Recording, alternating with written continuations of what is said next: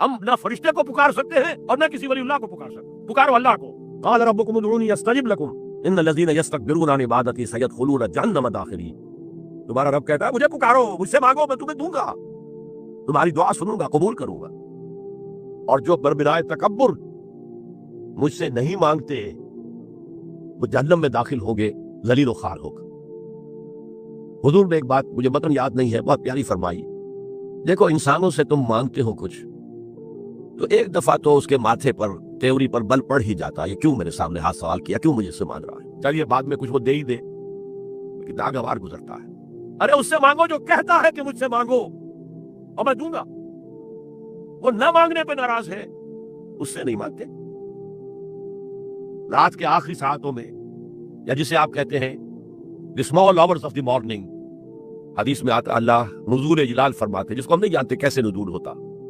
ذات باری تعالیٰ اس کے متعلقات کے بارے میں جو بات آگے قرآن میں حدیث میں وہ ہم مانتے ہیں، کیسا یہ ہم نہیں جانتے. اس کا ہاتھ ہے کیسا ہم نہیں جانتے، اس کا چہرہ ہے کیسا ہم نہیں جانتے، اس کی ساق ہے، اس کی پنڈری ہے کیسی ہم نہیں جانتے. وہ سنتا ہے کیسے سنتا ہے ہم نہیں جانتے. کیا اس کے کان ہے، کیا اسے بھی ساؤنڈ ویوز کی ضرورت ہے سننے کے لیے. وہ دیکھتا ہے کیسے دیکھتا ہم نہیں جانتا. وہ اترتا ہے کیسے اترتا ہم نہیں جانتا. جو قرآن میں آ گیا حدیث میں آ گیا مان لیجئے بس.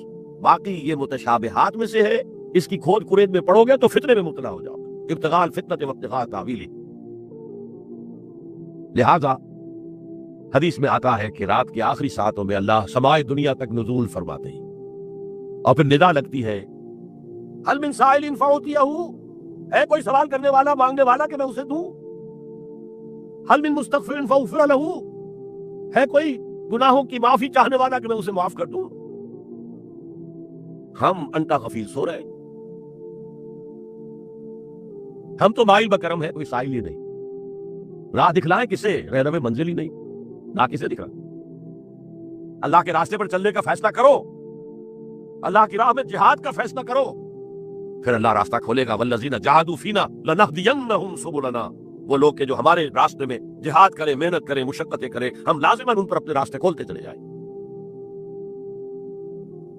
تو دعا شرک فی الدعا، مانگو صرف اللہ سے، اللہ سے، اللہ سے. وہ چاہے کسی فرشتے کے ذریعے، چاہے کسی فوت شدہ ولی اللہ کی روح کے ذریعے سے.